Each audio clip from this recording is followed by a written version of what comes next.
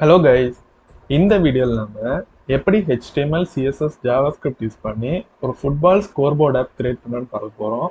இந்த ஃபுட்பால் ஸ்கோர்போர்ட் ஆப்போட லைவ் டெமோவை இப்போ நம்ம பார்க்கலாம். இதுதான் நம்ம கிரியேட் பண்ண போகிற இந்த ஃபுட்பால் ஸ்கோர்போர்ட் ஆப்போட லைவ் டெமோ. இந்த ஃபுட்பால் ஸ்கோர்போர்ட் ஆப்பில் ரெண்டு செக்ஷன்ஸ் இருக்குது. ஒன்று வந்து ஹோம் செக்ஷன், இன்னொன்று கெஸ்ட் செக்ஷன். இந்த ஹோம் செக்ஷனில் வந்து நமக்கு வந்து 4 பட்டன்ஸ் இருக்கும். அந்த 4 பட்டன்ஸ்ல வந்து ஃபர்ஸ்ட் 3 பட்டன்ஸ் வந்து அந்த ஸ்கோரை இன்க்ரிமெண்ட் பண்றதுக்கு, லாஸ்ட் பட்டன் வந்து அந்த ஸ்கோரை வந்து கிளியர் பண்றதுக்கு. இப்போ நான் வந்து இந்த 3 பட்டன்ஸ்ல வந்து ஃபர்ஸ்ட் பட்டன் கிளிக் பண்ணேன் அப்படின்னா இந்த ஸ்கோர் போர்டில் இருக்கிற அந்த ஸ்கோர் என்ன ஆகும் அப்படின்னா ஒன்று வந்து இன்க்ரிமெண்ட் ஆகும். அதே நேரத்தில் நான் வந்து அந்த +2 கிளிக் பண்ணேன்னா ஆல்ரெடி இருக்கிற அந்த ஸ்கோரோட 2 வந்து இன்க்ரிமெண்ட் ஆகும். +3 கிளிக் பண்ணேன்னா ஆல்ரெடி இருக்கிற அந்த ஸ்கோரோட +3 வந்து இன்க்ரிமெண்ட் ஆகும். இப்போ எனக்கு இந்த ஸ்கோர் வந்து தேவையில்லை. அந்த ஸ்கோரை நான் வந்து ரீசெட் பண்ணணும் அப்படின்னா கிளியர் பட்டன் கிளிக் பண்ணோம்னா அந்த ஸ்கோர் என்ன ஆகும் அப்படியே வந்து ரீசெட் ஆகும். இதே கான்செப்ட் தான் நம்ம வந்து கெஸ்ட் சைட்லையும் யூஸ் பண்ண போகிறோம். இந்த ஃபுட்பால் ஸ்கோர் போர்ட் ஆப்பில் நான் வந்து எக்ஸ்ட்ரா ஒரு ஃபீச்சர் ஆட் பண்ணியிருக்கேன். அது என்ன அப்படின்னா இப்போ நான் வந்து இந்த ஃபுட்பால் ஸ்கோர் போர்ட் ஆப்பை வந்து லேப்டாப்பில் வந்து வியூ பண்ணிட்டு இருக்கேன். இந்த ஃபுட்பால் ஸ்கோர் போர்ட் ஆப்பை நான் வந்து மொபைலில் வியூ பண்ணோம் அப்படின்னா F12 கிளிக் பண்ணோம்னா இந்த ஃபுட்பால் ஸ்கோர் போர்ட் ஆப் வந்து அந்த மொபைல் வியூக்கு ஏற்ற மாதிரி ஆட்டோமேட்டிக்காவே என்ன ஆகும், அது வந்து ரெஸ்பான்சிவா சேஞ்ச் ஆகும்.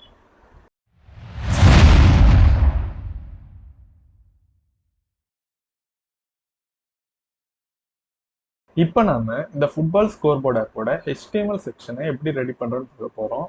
இந்த ஃபுல் ப்ராஜெக்ட்டை நான் வந்து விஷுவல் ஸ்டுடியோ கோட்ல பண்ண போறேன். இந்த ப்ராஜெக்ட்டை நம்ம வந்து விஷுவல் ஸ்டுடியோ கோட் தவிர வேற கோட் எடிட்டர்ஸ்ல கூட பண்ணலாம். நிறைய கோட் எடிட்டர்ஸ் இருக்கு. ஆட்டம், சப்ளைம் இந்த மாதிரி நிறைய கோட் எடிட்டர்ஸ் இருக்கு. நான் வந்து விஷுவல் ஸ்டுடியோ கோட்ல பண்ண போறேன். ஆனால் விஷுவல் ஸ்டுடியோ கோட்ல வந்து நிறைய எக்ஸ்டென்ஷன்ஸ் இருக்கு. அதே நேரத்தில் நிறைய ஃபீச்சர்ஸ் இருக்கிறதுனால நான் வந்து விஷுவல் ஸ்டுடியோ கோட்ல வந்து ரெடி பண்ண போறேன். இப்போ நான் ஆல்ரெடி வந்து ஃபுட்பால் ஸ்கோர் போர்ட் ஆப்னு ஒரு ஃபோல்டர் வந்து ரெடி பண்ணி வச்சிருக்கேன். இந்த ஃபோல்டரில் வந்து நான் வந்து இப்போ வந்து இந்த பட்டன் கிளிக் பண்ண போறேன். இது என்ன பண்ண அப்படின்னா ஒரு நியூ ஃபைல் வந்து ரெடி பண்ணும். இதை கிளிக் பண்ணிட்டு நான் வந்து HTML ஃபைல் ரெடி பண்ண போறேன்.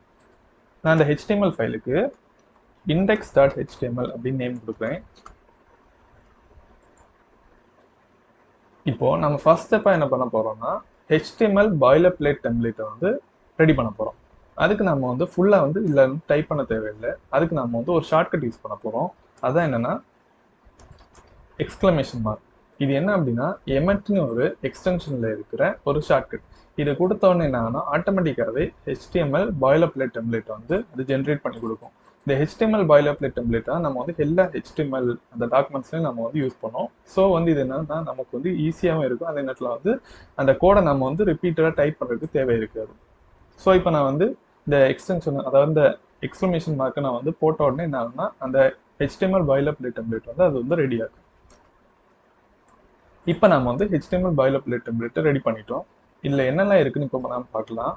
ஃபர்ஸ்ட் இதில் வந்து டாக் டைப் HTML அப்படின்னு இருக்கு. இது என்னன்னா நம்ம வந்து என்ன டாக்குமெண்ட் வந்து ரெடி பண்ண போறோம். அந்த டாக்குமெண்டோட டைப் என்னன்னா HTML. ஸோ இதை நம்ம வந்து ஃபர்ஸ்ட் ஸ்பெசிஃபை பண்றோம். நெக்ஸ்ட் இதில் இருக்கிற வந்து ரொம்ப இம்பார்ட்டன்ட் ஒன் டேக். அது என்னன்னா HTML டேக். இந்த HTML டேக் உள்ள தான் நம்ம வந்து யூஸ் பண்ண போறோம். அதாவது நம்ம வந்து டைப் பண்ண போற அந்த எல்லா டேக்ஸுமே வந்து இருக்கும். இதுல வந்து ரெண்டு இம்பார்ட்டன்ட் டேக்ஸ் இருக்கு. ஒன்று வந்து ஹெட் டேக், இன்னொன்று பாடி டேக். இந்த ஹெட் டேக் வந்து எதுக்கு இருக்குன்னா இது வந்து ப்ரௌசருக்கு நாம வந்து கொடுக்குற எல்லா இன்ஃபர்மேஷனுமே அந்த ஹெட் டேக்ல இருக்கும். அந்த பாடி டேக் உள்ளதான் நாம வந்து அந்த ப்ராஜெக்ட்ல வந்து யூஸ் பண்ண போற எல்லா டேக்ஸுமே நம்ம வந்து பாடி டேக் உள்ளதான் நம்ம வந்து கொடுப்போம். ப்ரௌசருக்கு தேவைப்படுற இன்ஃபர்மேஷன் எல்லாமே ஹெட் டேக்ல இருக்கும். அதாவது இந்த ப்ரௌசர் தேவைப்படுற இன்ஃபர்மேஷன் நம்ம வந்து இப்போ வந்து இந்த HTML டாக்குமெண்ட்டை வந்து வேற ஏதாவது டாக்குமெண்ட் கூட லிங்க் பண்ணணும், ஏதாவது CSS கூட லிங்க் பண்ணணும், இல்லை நான் வந்து JavaScript கூட லிங்க் பண்ணணும், நம்ம வந்து ஹெட் டேக்லையும் அதாவது இந்த JavaScript லிங்க் பண்றோம்னா நம்ம வந்து ஹெட் டேக்லையும் போட்டுக்கலாம், இல்லைன்னா பாடி டேக்லையும் போடலாம். நம்ம வந்து ஹெட் டேக்ல வந்து இப்போ வந்து இந்த CSS லிங்க் பண்ற நேரம் இல்லைன்னா வேற ஏதாவது இந்த ஃபாண்ட் அசம் இந்த மாதிரி டாக்குமெண்ட்ஸ் கூட லிங்க் பண்றோம்னா நம்ம வந்து ஹெட் டேக்ல வந்து அதை நம்ம யூஸ் பண்ணிக்கலாம். ஸோ இதுல ஹெட் டேக்ல என்னெல்லாம் இப்போ இருக்குன்னு பார்க்கலாம். ஃபர்ஸ்ட் இருக்கிற வந்து மெட்டர் சேர் செட். இது என்ன அப்படின்னா அதாவது நம்ம வந்து என்ன கேரக்டர் செட்டில் நம்ம வந்து யூஸ் பண்ண போறோம் அதுதான் ஸ்பெசிஃபை பண்றோம். அதாவது இந்த கேரக்டர் என்கோடிங் அதாவது நம்ம வந்து ரொம்ப காமனா யூஸ் பண்ற கேரக்டர் என்கோடிங் வந்து UTF-8. இதுதான் நம்ம வந்து ரொம்ப காமனா யூஸ் பண்ற அந்த கேரக்டர் என்கோடிங். இதுதான் நம்ம ஃபர்ஸ்ட் ஸ்பெசிஃபை பண்ணியிருக்கோம்.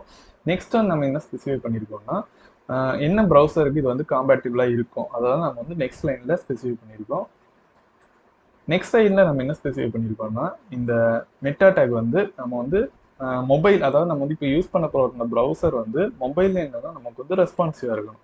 ஸோ நம்ம வந்து அதையும் இந்த லைனில் ஸ்பெசிஃபை பண்ணியிருக்கோம்.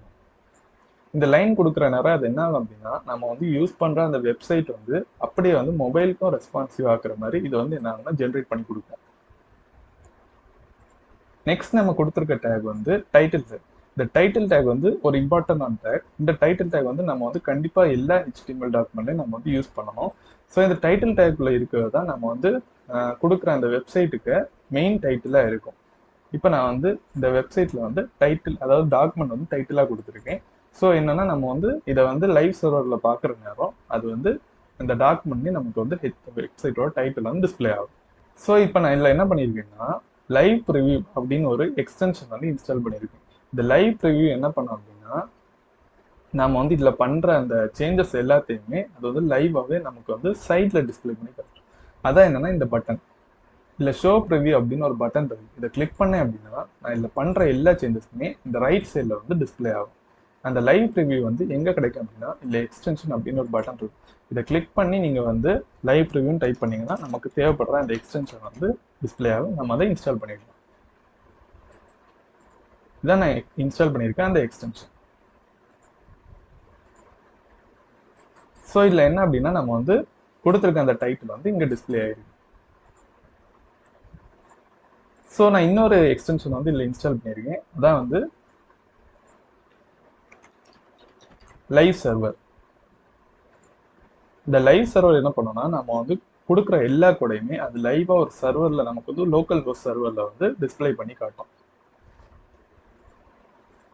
இப்போ நான் வந்து இந்த லைவ் சர்வர் ஓப்பன் பண்ணுறதுக்கு ஒரு ஷார்ட்கட் நான் வந்து இதில் வந்து நானே வந்து செட் பண்ணி வச்சுருக்கேன். அதான் இன்சர்ட் கீ நான் வந்து இதுக்கு செட் பண்ணியிருக்கேன். நீங்கள் வேறு ஏதாவது கீ வேணால் செட் பண்ணிடலாம். அப்போ நான் இன்சர்ட் கிளிக் பண்ண உடனே லைவ் சர்வர் ரன் ஆக தொடங்கும். லைவ் சர்வர் ரன் ஆகி இந்த மாதிரி டிஸ்பிளே ஆகும். ஓகே கைஸ், இப்போ நாம வந்து இந்த ஃபுல் ப்ராஜெக்டோட HTML செக்ஷனை எப்படி டைப் பண்ணுறேன்னு பார்க்கலாம். ஃபர்ஸ்ட் நான் என்ன பண்ணுறேன்னா இதில் வந்து டாக்குமெண்ட் டைட்டில் இருக்கு. நான் வந்து எனக்கு அதாவது இந்த ப்ராஜெக்டோட நேம் நான் வந்து டைப் பண்ணுறேன்.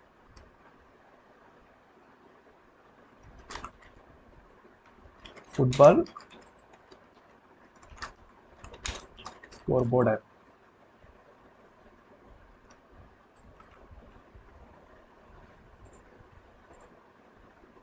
நெக்ஸ்ட் நான் இதில் style.css ஒரு CSS ஃபைலை ரெடி பண்ணி வச்சுக்கிறேன். நெக்ஸ்ட் இப்போ நம்ம என்ன பண்ணுறோம்னா இந்த HTML டாக்குமெண்ட்டை நான் வந்து அந்த CSS கூட லிங்க் பண்ண போகிறேன். அதுக்கு நான் என்ன பண்ணுறேன்னா லிங்க் டேக் யூஸ் பண்ண போகிறேன்.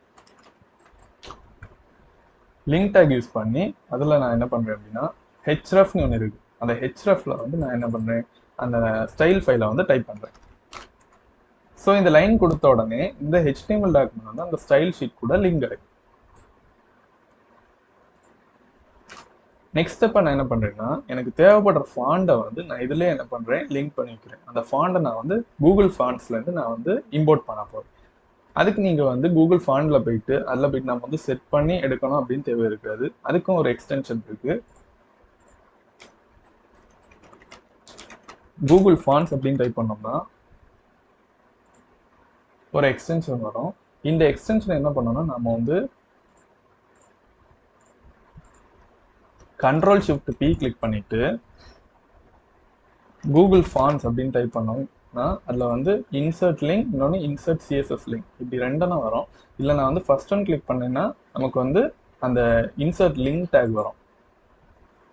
இது கிளிக் பண்ணிட்டு நமக்கு எந்த ஃபாண்ட் வேணுமோ அதை டைப் பண்ணோம்னா அந்த ஃபாண்ட் அதில் இருந்துச்சு அப்படின்னா அது வந்து கண்டிப்பாக டிஸ்பிளே ஆகும். இப்போ நான் இதில் என்ன பண்ணுறேன்னா ரோபோட்டோ மோனோ அப்படின்னு ஒரு ஃபாண்ட் இருக்கு. அந்த ஃபாண்டை நான் இதில் வந்து எனக்கு ப்ராஜெக்ட் நான் வந்து யூஸ் பண்ண போகிறேன். இதை கிளிக் பண்ண உடனே அது என்ன அப்படின்னா ஒரு லிங்க் டேக் வந்து ஜென்ரேட் பண்ணி கொடுக்கும் இந்த மாதிரி. ஸோ இப்போ நான் எனக்கு ப்ராஜெக்ட்டுக்கு நான் வந்து ரோபோட்டோ மோனோ அப்படின்னு ஒரு ஃபாண்டே என்ன பண்ணிட்டேன் நான் வந்து லிங்க் பண்ணிட்டேன். இப்போ நாம பாடி டேக்குள்ள, அதாவது பாடி டேக்ல வந்து என்னெல்லாம் டேக்ஸ் நம்ம யூஸ் பண்ண போறோம் அப்படின்னு பார்க்க போறோம். ஃபர்ஸ்ட் நம்ம ஒரு மெயின் டிவ் வந்து இதில் வந்து டைப் பண்ண போறோம். அது வந்து என்னன்னா ஒரு கண்டெய்னர் டிவா இருக்கும். ஸோ அந்த கண்டெய்னருக்குள்ள தான் என்னன்னா மொத்த ப்ராஜெக்ட்டுமே இருக்கிற மாதிரி இருக்கும். ஸோ என்ன பண்றேன்னா டாட் கண்டெய்னர் அப்படின்னு டைப் பண்ண போறேன். இது என்ன பண்ணோம், ஒரு div with class container, அதாவது இப்போ நான் வந்து டாட் கண்டெய்னர் கொடுத்துருக்கனால கிளாஸ் கண்டெய்னர் இருக்கிற ஒரு div வந்து அது ரெடி பண்ணி கொடுக்கும். இப்போ நாம div with class container ready பண்ணிட்டோம். ஸோ இந்த கண்டெய்னருக்குள்ள தான் நம்ம கொடுக்க போற எல்லா கண்டென்ட்ஸுமே இருக்கும். ஸோ நெக்ஸ்ட் நான் என்ன பண்றேன் அப்படின்னா ஒரு சப் கண்டெய்னர் ரெடி பண்றேன். இந்த ப்ராஜெக்ட்ல மொத்தம் 2 சைடு இருக்கு. ஸோ வந்து என்னன்னா 2 சப் கண்டெய்னர்ஸ் இருக்கிற மாதிரி நான் வந்து ரெடி பண்ண போறேன்.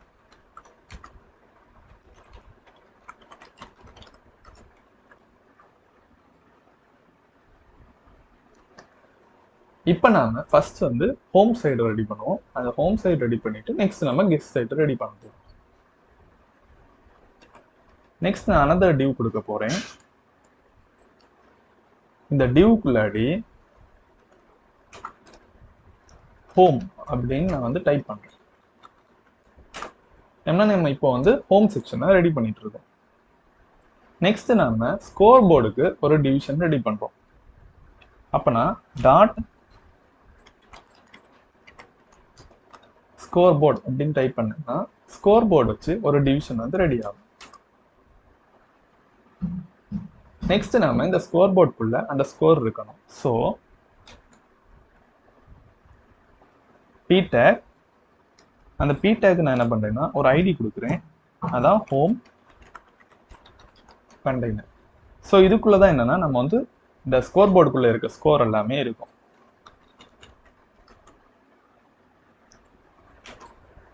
இப்போ நாம அந்த ஹோம் சைட்ல இருக்கிற அந்த மெயின் டைட்டில், நெக்ஸ்ட் வந்து ஸ்கோர் போர்டுக்குள்ள இருக்க ஸ்கோர், இவ்வளவு நம்ம ரெடி பண்ணிட்டோம். நெக்ஸ்ட் நம்ம அந்த ஸ்கோர் போர்டுக்கு கீழே இருக்க பட்டன்ஸ் ரெடி பண்ண போறோம். ஸோ அதுக்கு என்ன பண்ணலாம்னா அதே மாதிரி நம்ம பட்டன்ஸ் எல்லாத்தையும் ஒரு டிவிஷனுக்குள்ளாடி என்ன பண்றோம், நம்ம வந்து மொத்தமா ஆட் பண்றோம். அந்த டிவிஷனுக்குள்ளாடி பட்டன்ஸ் எல்லாமே இருக்கும். ஸோ டாட் பட்டன் குரூப், இந்த டிவிஷனுக்குள்ளாடி தான் நம்ம எல்லா பட்டன்ஸுமே ஆட் பண்ண போறோம். இப்போ நான் பட்டன் டேக் போட்டுட்டு டாட் பட்டன், அப்போ என்ன ஆகும், button tag with class button இப்படி போட்டுட்டோம்னா நமக்கு பட்டன் ஒரு பட்டன் டேக் கிளாஸ் பட்டன் அந்த மாதிரி ரெடி ஆகும். ஸோ இன்டூ 3 இப்படி கொடுக்குற நேரம் இந்த பட்டன் வித் கிளாஸ் பட்டன் வந்து 3 டைம்ஸ் என்ன ஆகும், ஆட்டோமேட்டிக்காவே ஜென்ரேட் ஆகும். இப்போ பார்த்தீங்கன்னா நமக்கு வந்து 3 டைம்ஸ் வந்து பட்டன் டேக் வந்து ரெடி ஆயிருக்கு.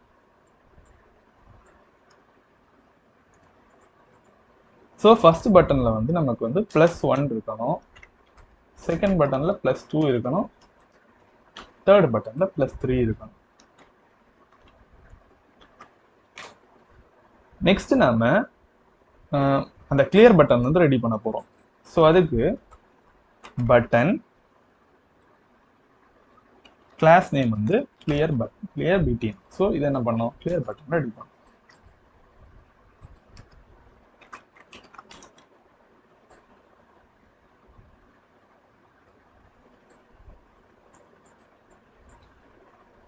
ஓகே கைஸ், இப்போ நம்ம என்ன பண்ணியிருக்கோம் அப்படின்னா ஹோம் சைடுக்குள்ள அந்த செக்ஷன் வந்து அப்படியே நம்ம ரெடி பண்ணிட்டோம். இதே சேம் கான்செப்ட் தான் நம்ம வந்து கெஸ்ட் சைன்லையும் யூஸ் பண்ண போறோம். ஸோ நம்ம என்ன பண்ணிக்கலாம் அப்படின்னா அப்படியே வந்து காப்பி பேஸ்ட் பண்ணிக்கலாம். என்ன அந்த கண்டென்ட் மட்டும் கொஞ்சம் சேஞ்ச் பண்ற மாதிரி இருக்கும்.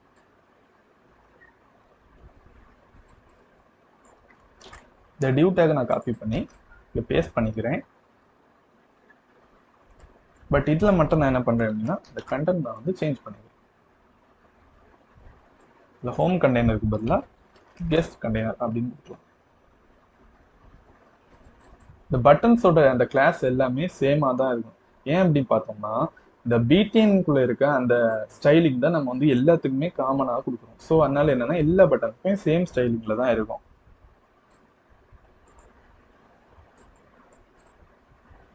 ஓகே கைஸ், இவ்வளோதான் என்னன்னா நம்ம வந்து இதில் யூஸ் பண்ண போகிற அந்த HTML செக்ஷன். நெக்ஸ்ட் நம்ம இதில் வந்து ஒரு ஸ்கிரிப்ட் டேக் ஆட் பண்ணிக்கலாம். நம்ம ஸ்கிரிப்டிங் வந்து லாஸ்ட் தான் பண்ணுவோம், பட் இப்போ நம்ம ஆட் பண்ணி வச்சுக்கலாம்.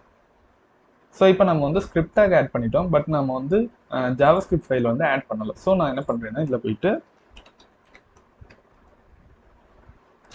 app.js அப்படின்னு ஒரு ஜாவாஸ்கிரிப்ட் ஃபைல் நான் வந்து ரெடி பண்ணுறேன். ரெடி பண்ணிட்டு இந்த ஸ்கிரிப்ட்ல நான் என்ன பண்ணுறேன்னா அந்த app.js வந்து கனெக்ட் பண்ணிடுவேன். ஸோ என்ன அப்படின்னா இந்த ஸ்கிரிப்ட் டேக் வந்து அந்த எக்ஸ்டர்னல் ஜாவாஸ்கிரிப்ட் கூட கனெக்ட் ஆயிரும்.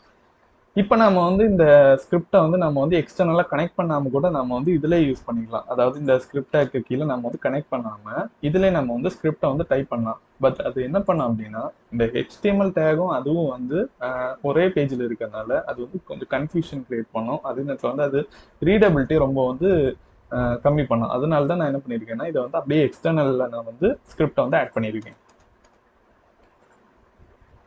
ஓகே கைஸ், நெக்ஸ்ட் நாம வந்து இந்த ஃபுட்பால் ஸ்கோர் போர்ட் ஆப்போட CSS செக்ஷனை எப்படி பண்றதுன்னு பார்க்கலாம்.